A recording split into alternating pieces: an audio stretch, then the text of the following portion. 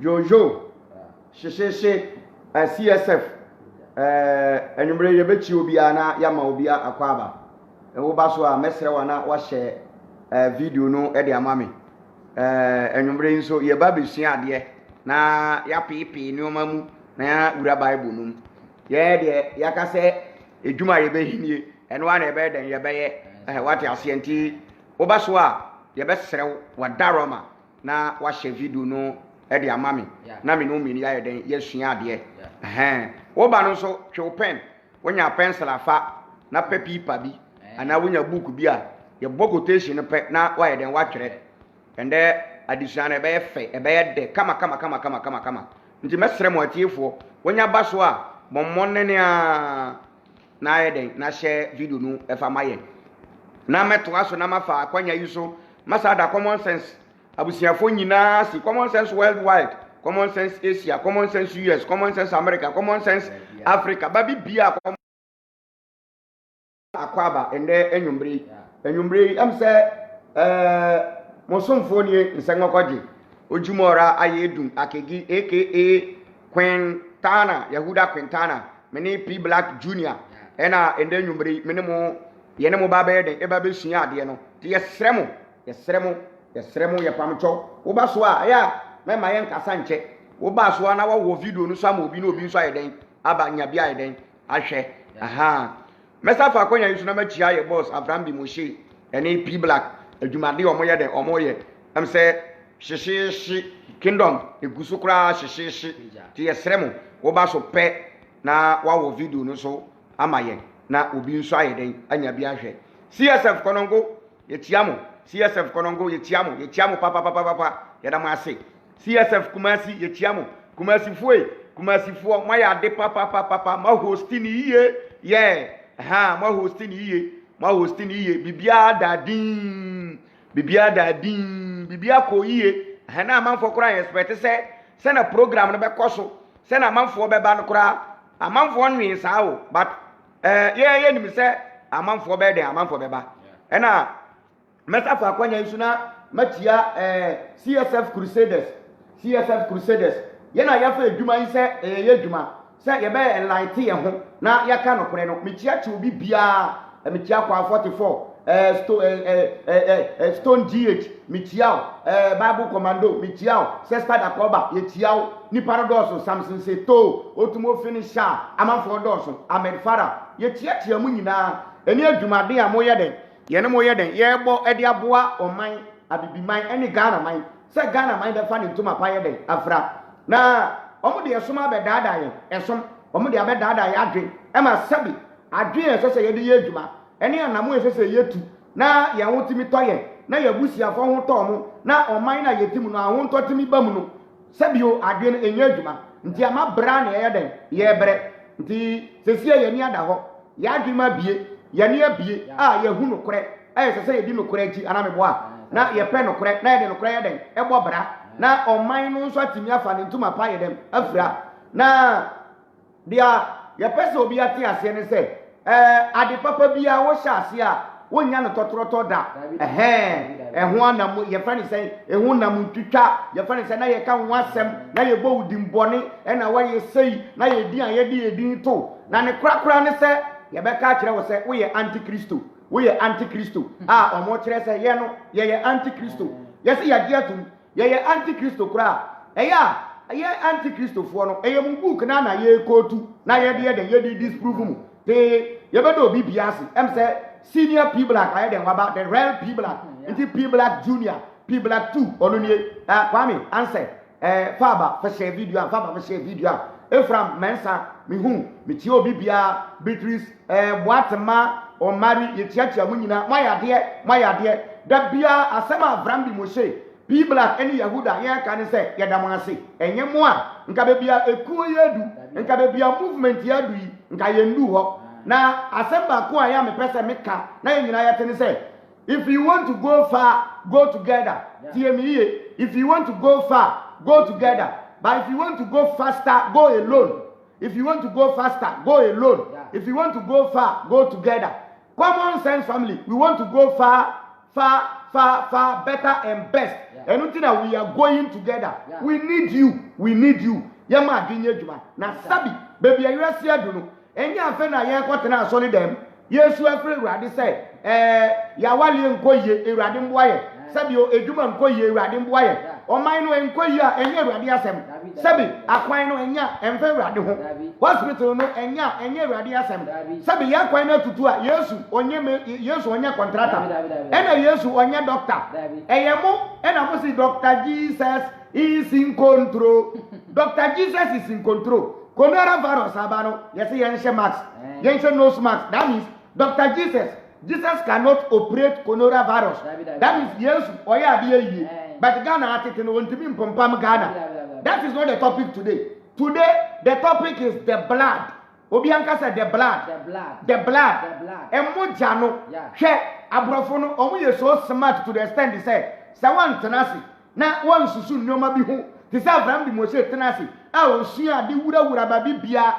Papa yi ye wonu nkramboni, ofri nkrambosu mu no. Enya bufuo ni ntokwa adesua nti e na obeda ni kristoni. Abraham bi mo se be ye kristoni. Wamba be ye kristoni keke o. O ye kristoni sofo a wate asole. Na asole no ye di kan fe no New Jerusalem Synagogue of Yahshua. Etire e no be hu se no. Se ye fa ni say New Testament no kra ye na da. Omo de abeda ada ye. E na ye free wo e na ye be fa Old Testament. E na ye pipi mu na hu say no. Se e ye from pine to fire.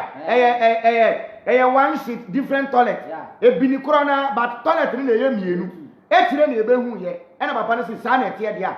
Adwe da ni patrim. Buku bi ani asase so awo kan a enya adwe na ye di kirem. Enti adwe e da ni patrim. Yusuf ye da ase ye ba kumase no. Fire wa ma bibia ko yi ye didi afele kama ye da ase wa ya de pa wa kire se wo ye kumasi burger wo ye American burger. Enti ye ko topic no so ende hwe abrofo na bedada me no mienu na mbom ye ni ada ho wa hu se oma ka kire yen se omo de ato ye tirim se nipa bia ye bone na Nyankopon num nyama ye de aboye. Romans chapter 3 verses number 23. People kinkai na yemba bamu people junior oba be kinkai. Romans chapter 3 verses number 23. Yenti asem hwe obi anye boni bia oma mayade bia fe no original sin omo kire se papa bi ba asase so papa ne ye fe no Adam ena Adam ye boni enti boni Adam ye no ebi aka me ebi aka wo adenti omo se ye free Adam ase enti Adam ekodi biaba in the garden of Eden biaba na Adam kodi in the garden of Eden no oto nyame mbra enti boni na Adam ye in the garden of Eden no menu mienu yempo boni no ya yebi eyentro ni na abrofo no omo ye so wicked to the stand say one tenasi na one steady ni o ma won timase kan Romans 3:23 what is saying if he say won nyina ye boni na Yakupon animonyam aye den aboye enti on person o mo kire say adenti na Nyankopon anum nyama ye den aboye ya den ya boni nti boni ben Adam boni no sa no mo ka hwe obi anya boni bia enti omo created the concept of sin omo wiye no and omo created the concept of the blood of Jesus and the matter of the two blood e muja mienu de yese se wugidi se ye won muja bidi na ye wo obi a ye bedi na di na se ye muja bi bedi am obi a enye the blood of Jesus enye Yesu muja se Yesu bi ebe wu ye mpo a wo Ghana ni Kumerican Asantini Kroboni Fantini Chomburuni Anyeremaini Bajamsuni Gurubini wa we ya Kroboni ya Dani ya Gonja ni Fantini mepato Yesu muja no ekawa enye ye Yesu muja no wonka ho eye adwuma ma wa enye ye se Yesu muja bi eye adwuma ebe ye adwuma ma Israel fo no na bia me pesa woti ase ne se Yesu bia mbe wi eye o mu create the original sin and omo de yankoshe say ya ye bone ye free Adam ase enti wasi efi say won nyina ye bone na Nyankopon num nya ye den abowo fatwo na bia English no na ye nya den ye kinkai na ye ntoaso ena makire o say ye wo muja bi na ebedi adi say muja bi gi obi nkwa mekere o mogya kore se ye de yegidie mekere o se mogya bi egi nipa nkwa se bible no kire na bible no kire se papa bi ye friend Jesus na sa Jesus no sabi o mbredi asa nyankopon ene ne maame abeda na ne maame ne ye friend Mary ena nyankopon honhom ba Mary so Mary nyinsani ena owu Jesus ena Jesus no obewuyi nti owuye no one ne mogya no ohwie guyi nti mogya no nti ama bone a Adam ye no se wugi saa emogya no tumu a na wugi mogya no di a sabi o mbredi asa daati wuwa wo benya nkwagye akọ sky num akọ mununkunum na wakọ akọtena soro ewa ye frɛ wo heaven eye na ada eni nkontompo ni asa mesrew enya atamdidie yesua de Romans 3:23 what say everyone has sinned everyone entro eye na ada what say everyone has sinned and is far away from God's saving presence Enti wa mose ye nyina ya ye bone na nyankopon anum nyam aye den aboye na ye kase enum nyam a ede ne de ye kase enum nyam a hwe ye no bebi aye ye wo sesi a ye bibifo no ye nu enum nyam o aborofo no na we enum nyam adenti buroni na wudu ni kuromu a sabi bra wo Africa no wo mre bibiem eye buroni na wudu ni kuromu a ye omo we enum nyam bia ye ndidi nto abonte eye buroni na wudu ni kuromu a obre basabasa ne amane ebi nya den ebi ni ho enti according to the book of Genesis was say nyankopon ye den edomi berema e na oka kire oberema say wonfi obe ye friend say obe sam fi friends away den what bi hwe in the other way sa asem no enye adwuma wo Europe Davida kobienu in the other way enye adwuma wo Europe eye Africa han ena sa ade eye adwuma hwa bibifo hwe bra ye bre ansa ye didi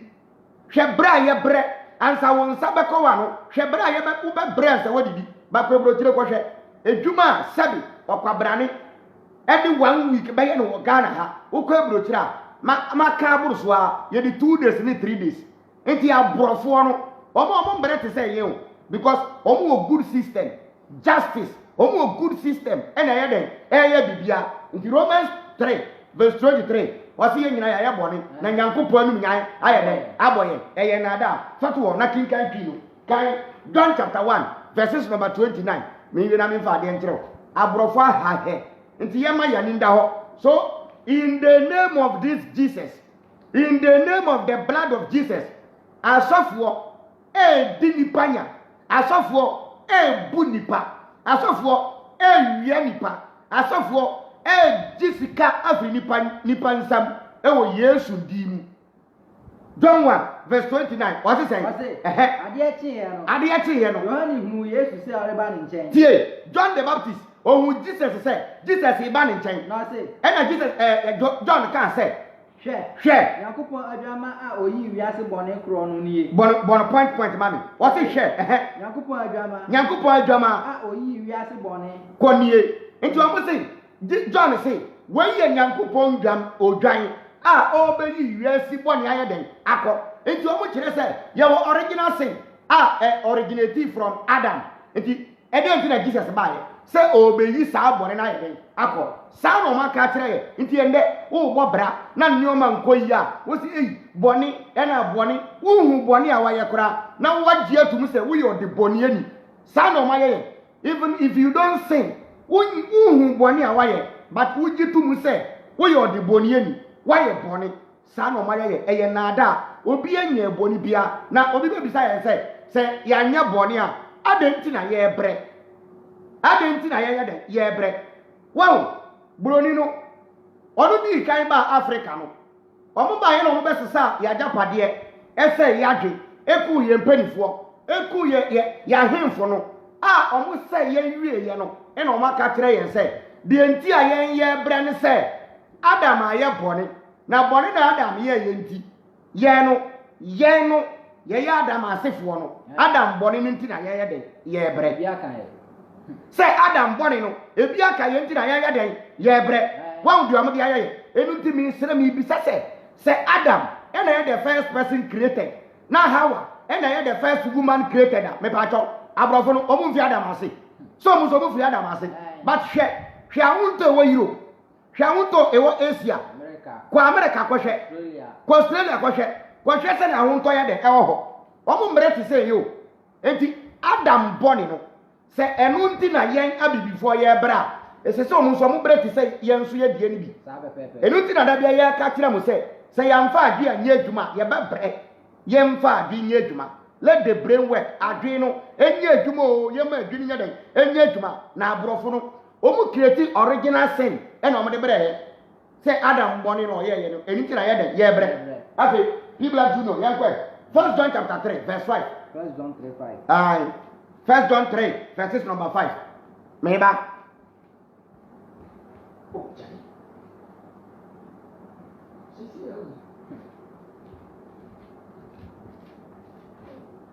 wow sana brofo no waya de o maye 1 John chapter 3 verse 5 yentie de ba hwe obi anya boni bia o obi anya boni bia utie obi anya boni bia na ye abrofo eno mabedi ya bro ena ade a nipanya na ne ho beto no a ebi ye fango ebi ye fango ebi ye nnua ye timber ye gold ye bauxite ye diamond ye silver ye cocoa ade a nipanya asase so a ne ho beto no omo besesa ni nyina akoye no etire ena omo ka kire ye se bienti ayen ye bra ne se ya ye nyankopon bone na nyankopon anum nyama ye den aboye na abrofo de omo no nyankopon anum nyam mo wa Europe fo no abrofo no Asians and Australians no omo nyankopon anum nya ye den embo wo wa ndi omo de aye enti ye ka kire m se mo am book no omo botaye nti omo create book no botaye a omo de be say ya adwen nti da bia me ka the weapon to destroy Africans the Bible and the Quran. The weapon to destroy Africans the Bible and the Quran. Wow. 1 John chapter 3 verse 5. Be nothing kai. Na yenko what say? 3:5. Na munim say. Ono de. Oyi no adi say. Jesus wan asem na oka no.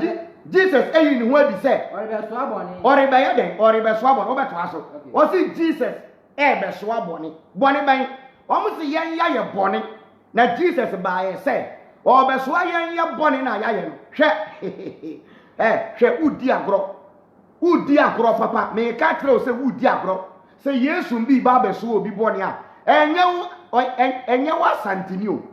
se Yesu mbi ba na obeso aboni amparampara sabi enye wo anwonani ede minua mfantini enye wo kroboni o enye Ghana fo enye ye bibifo it one of the guy you find say Joshua Maponga or you find say or see the day I will believe Jesus is the day I will see a white man dying for a black man. The day a white man will die for a black man. And no, Sadia no de be dia bi say ampa Yesu bi be wi. Say Yesu bi be wi ya em family no mienu ho. Ye mbo ye bra. Ye yi ya adwin free Yesu moja ho. Na omo da ye na omo fa ya japade no. E na omo say yen ya ye boni nti na ye bre. Obi anya obi ahwe. Obi anya boni bia na ya brofo na di abro.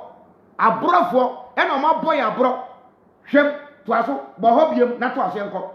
1 John chapter 3 verse 5 and I will can start verse 5 can yanko na munim say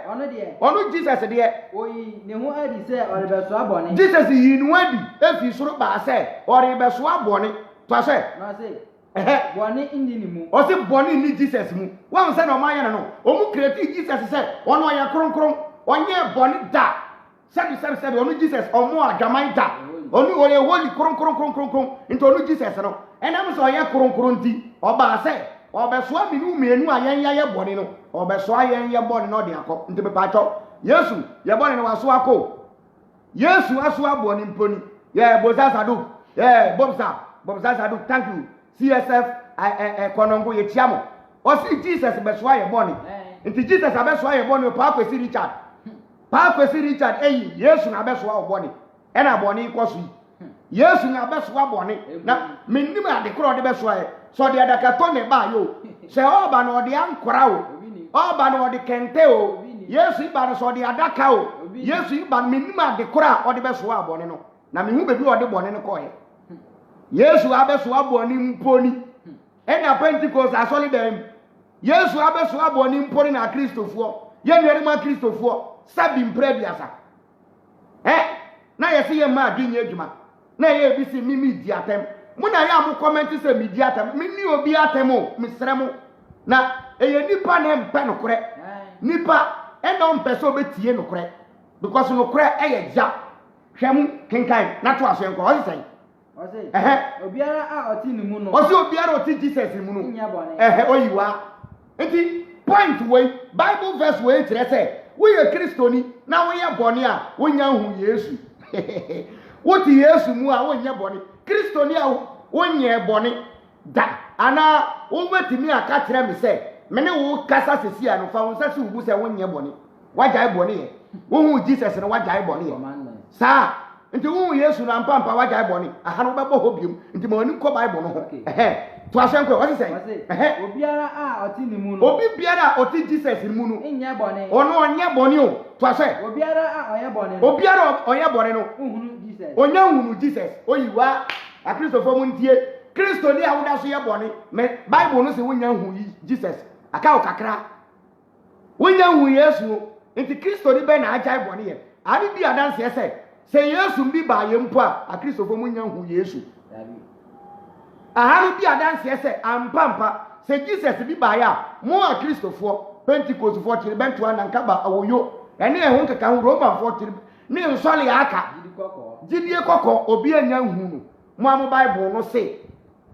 Nyankopon animu nyama boye nyina ya ye bone nti ye nyina obi ahu Yesu se wo se mi hu Yesu common sense member mi hu Yesu a o Bible no so se wo so hu Yesu Yesu nya hu no Yesu watetew watetew nya hu no so ye to aso na ya ko hifa 1 Peter chapter 1 verse 19 anything me pese wo ti ase se Jesus never died. Na di oma ye ni hwe. Oh. Ya me yo. Why do you believe the blood of Jesus? Because book way. The entia wuji Yesu muja di ye ne say.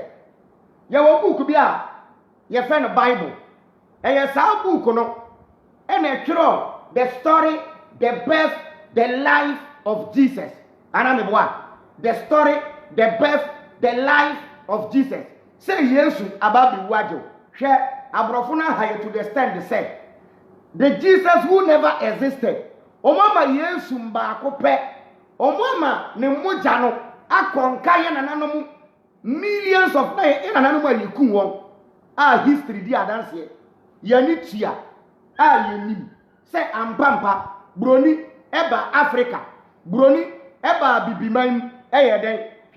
Broni eba bibiman ebe fa ye nkoa omuku ye omu seye etu bi gu epum eku ye adansidie ye de ewo ho nti mi bisa wo se ade nti na broni ba ko pe broni ba ko pe ono no nkoa ne moja no atimi akonka ye nananum nyina moja ye nananum omu wu ye nipa be 1000 ni ntimi mbodi hwe nipa dudu ewu wo Africa hwe slave trade hwe se na ye ku nipa hwe se na ye twa nipa ti na ye twa wo nsa adansidie wo ho omo no wonti omo ho asem ade nti a book bi adi ho na se book bi wo ho mpo na book na nka se Nyankopon se ya nka wonyi mi na de nti a wogi weri di ye ne se eno no ye di agu Bible mu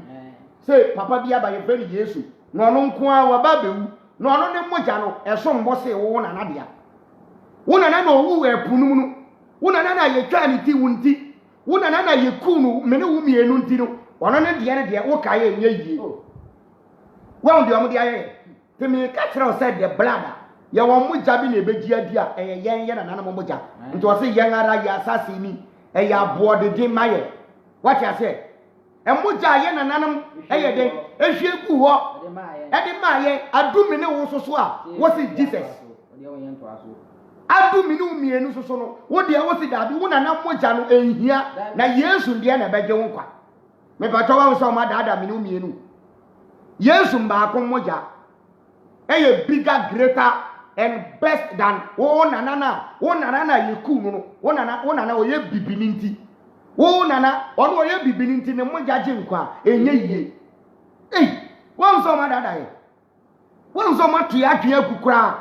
Nti this is the time as I say yetenasi ye kan Bible quotation na ye bisa mu nsem na nsem wom. How will one man, the blood of a man, one guy will be greater than your ancestors, the blood of your ancestors? Now unim adie ba kunye there ya. The worst part of the story is that this guy Jesus you are talking about never existed. And I won't know or existing. Who nana buy anything I won't. Senka wona na mama na ya wo na ya wo mama ya wo papa nka wo wunni ho na mo kire me Yesu na asefo say Yesu bia ba kire me na asefo because this guy never existed omo ka kire say oba ye no wanwale wewu eno ano no wanwale enko wale ye mpa na nka say o wale wa busia but e bia oye bas oye ayi wantimi anwo na ehu say wanwo childless Yesu mosi obaya yenhu ne yere yenti ne mprankada Yesu wanya 33 years yenhu ne yere da ade na ya sa no wa we na wo ka obeka se ade ni di atem enye se ni di Jesus bi atemu me pese wo ti ase se book na ye fe ne Bible papa bi amba ya ye fe ne Jesus na ye nkrofo bi ne kwatpe ba bi teye e no mo trotro nsensem bi no mo di gum e no mo pia bre ye na nanom e no mo dada ya na nde adane no kore quotation na wo kan no 1 Peter 1:19 chapter 1 verse 19 kan 1 Peter chapter 1 verse 19 what is say until me person what here say if we have to pay homage to some blood be say ye ni die be ma moja bia enye Yesu dia because onu Jesus na ni mutom who kan Matthew chapter 21 verse 15 o ka kire wo say ya nsoma no wo wiasi yesoma no wo Israel for so wo be if Jesus is to die Jesus is not dying for the whole world. Jesus is dying for the people of Israel. Yeah. Can 1 Peter 1:19 what is it? Enumu nso na okoko ka asem kire ahon a wo efiase. O kan second and first. We kura yentro. We eye nada say Yesu. Yesu akwa ko preach wa samando. Ka oba kan ho. Hwe second no. Say Jesus akoye preaching. Ewa Asamando. Jesus is preaching in Asamando. Yesu eko preaching wa Asamando. Now, according to Jesus, what kind Mark 15:16? Wasi mu nkonko ka sempa de obedia de mu mmona su. De onyin ni no. Yadom ye fra ne say onya nkwa. Me ba cho Asamando ho. Yesu preaching wi a me ba cho River Jordan ho de bebo mu asu. Yesu Asamando wo preaching wi a me ba cho River Jordan ho. Adenti na musu yensu ya de sa. 1 Peter 1:19 what is it? O say. Nemo. What the Christo o ti say agama dem ne nkekaye dem ne nkekaye aha na me hwehwe no. O the Christo o ti so dwan dem ene nkekaye nye de enni no ho. O pese o mo kire say Yesu ono boni bia enni no ho. Wa ye kronkron ne ho ti o ye holy ene o mo di Jesus baaye say Jesus mbewu emfa nge minu mienu na ye bore no it a lie. They said that almost said that no create original sin. No, that original sin from Adam never existed. But the entire year Brennan said these white people came to Africa, loot Africa, kill Africa, destroy and stole Africa. That is why we are suffering. They kill our forefathers, they stole our natural resources. At the end of the day, they kill our brain, they stole our thinking system, our reasoning. So now we can't think. We can't use the brain. No God existed. This book was written by some people. The Quran, the Bible, all were invented just to make us slave. People are dying in the name of Jesus. People are dying in the name of Christianity. People are killing each other in the name of Allah and Quran. Yet was I don't hear. Hebrews chapter 10 verse 4. TSM says here, Hebrews 10:4. Me ka kire Yesu bi am the one ji obi afiri nneko. Say Yesu ngidie, Yesu na bewu, Yesu abefa bone, Yesu abepopa bone no. Eyo mo de adada yi sa adwene firi wutrim, yi firi wutrim. Obi baaye, na obewu ye gye ya eya wo na na ebe wo na na ewu yi enu nti na wanya kwan a wote Ghana asase so se nya wo na nanom ene nyina nanom na eko ntokwa ka borofo no sesa ye nyina koy enu nti ye ko ntokwa no wie na bro ni si okay ya wie physical fight o ma di yensu nkonim yambra mental fight Yes. eno mko create religion bi ye frɛ ba ko Christosom ena ye frɛ ba ko nkrambosom eno mko create papa bi ye frɛ no Jesus eno mko de se book bi mu sa book no ye frɛ no New Testament because Jesus no wan say me Old Testament me ma wate ase o mu wie eno mko create ye son foforo bi ye frɛ no nkrambosom o mu wie no mko create papa bi o mo so ba ye frɛ no Mohammed eno mko create book bi ono so ko pe motan bu ba bi sei eno toro book say Nyankopɔn se on fa book no nya de emfa mbra eno no so de ba ye say nyame bi sei eno na ya ya ka no be ka say ye bi nyame atem Nyankopɔn owo ho obo ade no wo ho Nyankopɔn ni yere Nyankopɔn ni ba Nyankopɔn ni asew Nyankopɔn pe no wasem nti na wanwale pe confusion nti wanfa ba on pe haw ma dada yake o ma dada ye ache enyene almost 600 to 500 years enyene nti Biblia Junior wabia Hebrews chapter 10 verse 4 no we are back kind brofo no kind what is it every say anantwini ni mreche entro hwe quotation we kura disqualify Nyankopɔn eno na me ka obi say me di Nyankopɔn atem no person o kire say who can Hebrews chapter 10 na verse 4 5 na e kire say heaven Nyankopɔn nie ena Jesus nie ena omo ye meeting ban na omo ye meeting na omo ye no eno na me kenkan no o say efi say anantwini ene mrichie moja ntumi nye boni that means o person o kire say in the Old Testament time of Jesus man no Israel for dia nantwini eni mrichie eni gba afore no na moja no na ntimi yi boni na ministre na mabisa say Biblia Junior say anantwini moja eni mrichie moja na ntimi yi boni ade na Nyankopɔn de ba ye o de ba ye be ye de obi ni mo amusa na so kra esa ni ko osoro ahimani omo nji Jesus ndi ye no Abraham no ni we ni no enya na ntwani ni we ni mu moja na mo boya na mo de nyakwan ko ho adenti na ye mpa bisia se Nyankopɔn se na ntwani ni mbirichie moja ntimi anye nkwanti enti de to asenkwe enti oreba wi ase enti Jesus all free heaven all by wi ase no ena Jesus ka kire Nyankopɔn se afode Old Testament afode ene ayeye de wampe Nyankopɔn ampe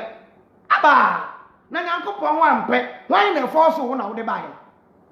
se Nyankopɔn ampa Old Testament wan na force wo sa Nyankopɔn no wan na force wo no ade obi pie me pacho obi control Nyankopɔn ana obi be control no Jesus say in the Old Testament afore born na Israel for born no Nyankopɔn wampe to asenkwe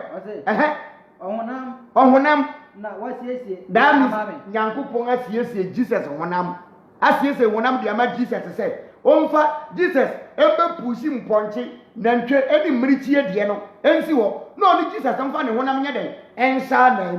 Toma ka kire say your original sin originated from Adam enu ti na Nyankopɔn no nya ye den aboye na Yesu ba say ode ne moja ne honam ebeyi ni nyina akọ mesi so biem broni ena aye ne saa adenti na broni ye ne saa onu awiaw wafa waja pade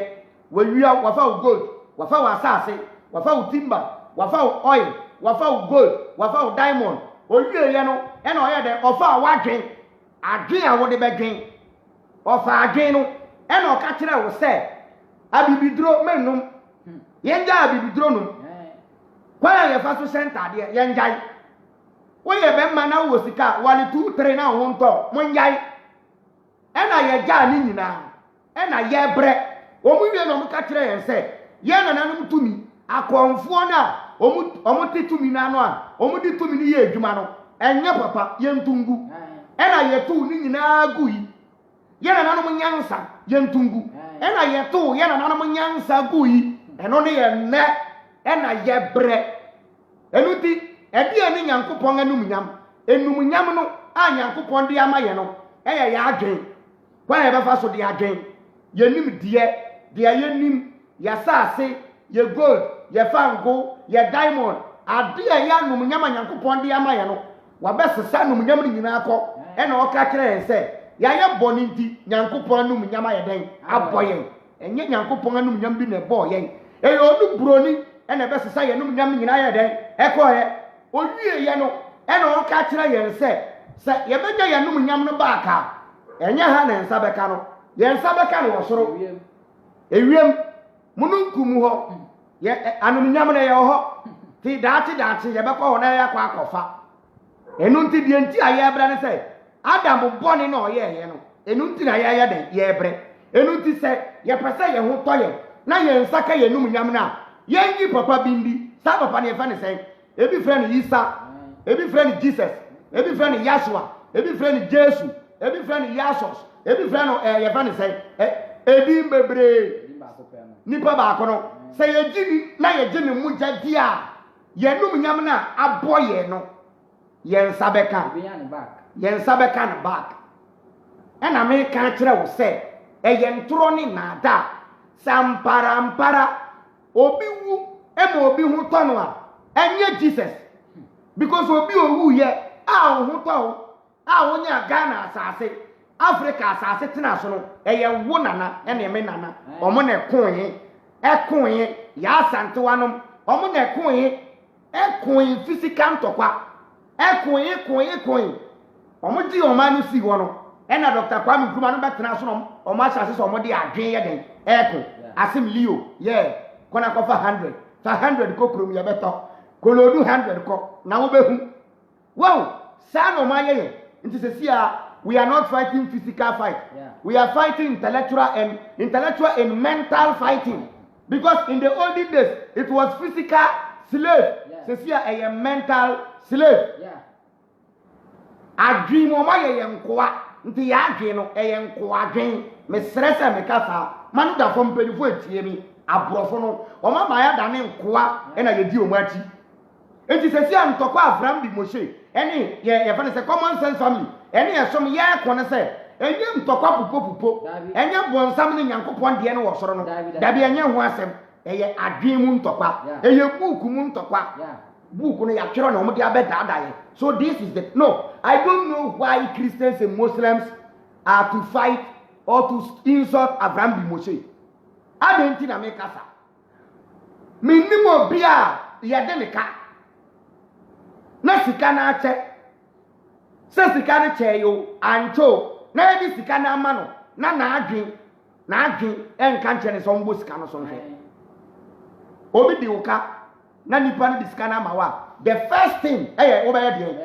wo be reference wo ba bosso afa se sika no de ma no aso na nya dan enso yin abrofo no di Bible ne breye no asofo dodo ahe e no ma kan cover to cover me die nie me Bible le to so fo nie wo de amedi aye Bible wo de amedi aye Bible papa no kura wo nya bi na wande ma kire okwa amafa so sesa Bible Isaiah chapter 7 verse 14 o ma san Isaiah 7:14 the etewo tete no nye sa na o ma ye nsesi a won se so o ma ye tree Bible bi bebe Yesu nkasa na o ma ye hokoko Yesu anu mu asem na o ma ye hokoko sa o ma sesa no abrofo no mu ye so wicked and smart Abraham bi Moses if you don't have the mind of thieves you can't catch them na no ntre so o ye kromfo ma me ntere o de nti o kasa hwe wo ye police ni gina kwa ho na wu se ka bi ba adwimbe ne beba wutim na won catch say driver me ba to bi ebutu bi obutu na me hwede na obutu no ede na wo roba no and I political bag no biem ede na ewom that means who police no adwimbe ba wutim say bi a driver yi bi a okita smuggle bi a bi a wakunipa bi a binti wanya adwemboni no e na wo de be che no wonya adwemboni wan bi adwemboni a untimi nche no what you say yema ageno enko nenim this is the time this is not the age of believing this is the age of knowing reasoning using thinking system and common sense simple there is a place for common sense and a place for prayers don't just go and pray don't go and pray your prayers will never solve a problem in Ghana so I am telling you even if there is a blood which can save not the blood of Jesus but the blood of your ancestors but the blood of our ancestors. Yeah. But it is the blood of our forefathers. They fought for this land. They fought for Africa. They fought. People like Biemu na yankinkai. 1 John chapter 1 verse 7. Tobo na hwehwe. Me ka no kora kyerɛw. There is no any original sin. Nyankopɔn anum nyam na ɔmo ka no. Ɛyɛ aborɔfo na ɔmo ba sesa yɛ agapade. Ɛna ɔmo sɛ yɛ bɔ ne nti Nyankopɔn anum nyam abɔyɛ. Me ba tɔ ɔmo aborɔfo no Nyankopɔn anum nyam ɛbɔ ɔmo enye yie wa. Hwɛ sɛ na aborɔfo kɔ ɔmo anim. Technology upon technology every year. Sesi America say Vision 3039 ɔmo design dada. Yen sabi yen mpanifo e wo Ghana ha no de omu nima ne so omu ba wi ni aba eno ano no next 2 years yen wi ni aba asa they don't have any plan because Jesus is coming soon nti e kwan no oye kwan na oye ne say chena ya Yesu mba nti so di sikasem na chena Yesu mba wa boka nti obe diska ni nyina na busiafo de bia yema Slakins any Slakins aden this is the time for the black man to wake up. Wake up from your brain. Wake up from your thinking. People like, what be a king kind? Ne yamba bamu. I am Bokotesino. Yes, your master. Why? What Bokotesino? Now I can't no be a who. Bia, me boy, and no be auntie. What you say? Into quotation be a me born. Obeka, you repeat it. What you say? Bokotesino, you have people like kind and go. Dabi, I am pay one who may be kind. But 1 John chapter 1. That kind.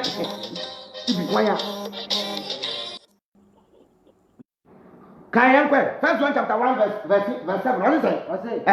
say yanam han se ono wo han nu a na ya wo ayankofa oyemu a na ne ba Yesu moja no na ne ba Yesu moja na ye den ti ye hu free boni ati ye hu afri boni ho hwe mi sisu biem se Yesu moja abe papa boni no me serew e yi free wa adwim Yesu moja em papa boni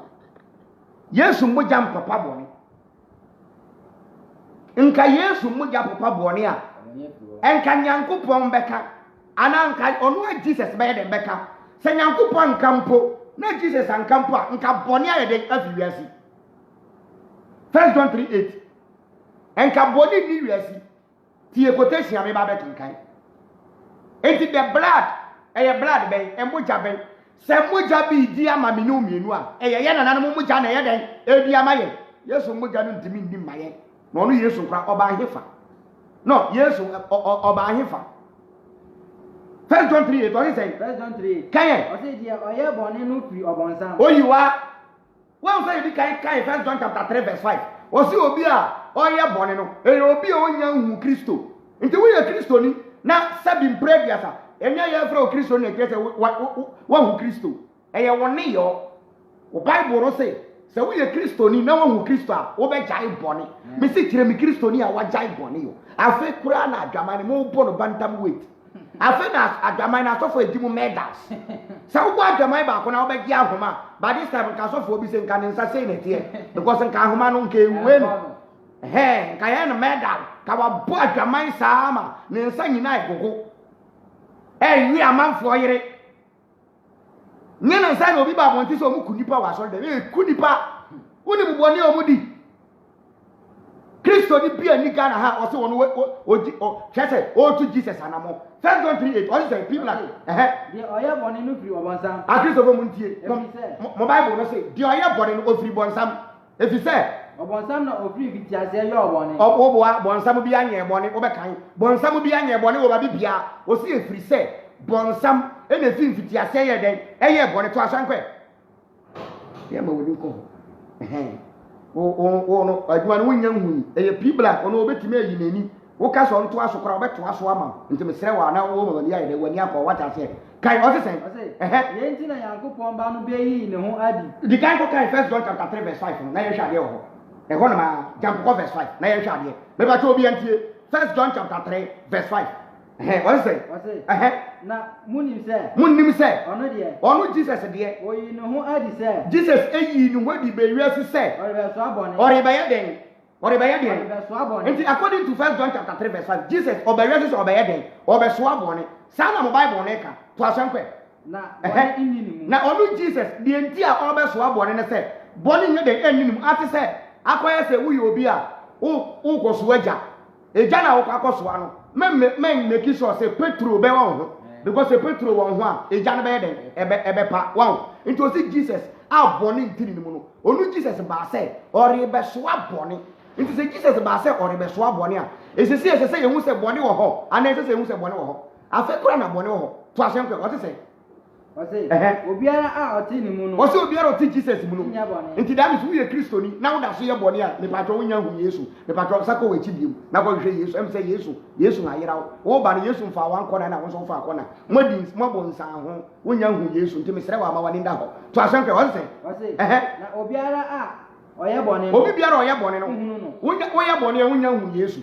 nti sofo a wo da so ba adwaman Yesu wo nya hu sofo a wo ton anointing won Yesu wo nya hu verse 8 na ifa bi kwa wi what say the oye boni no firi obonsam the oye boni no ofiri bonsam efi se obonsam na ofiri ase ye oboni bonsam bi anye boni eno ano no eye abrofo no ma besisi ye na ye bre ye de bibia besi a eye am kan na mo subscribe to the YouTube channel CSF Yahuda mesre mon kan na mo subscribe ye do bibia se ye be san share bi big up bye bye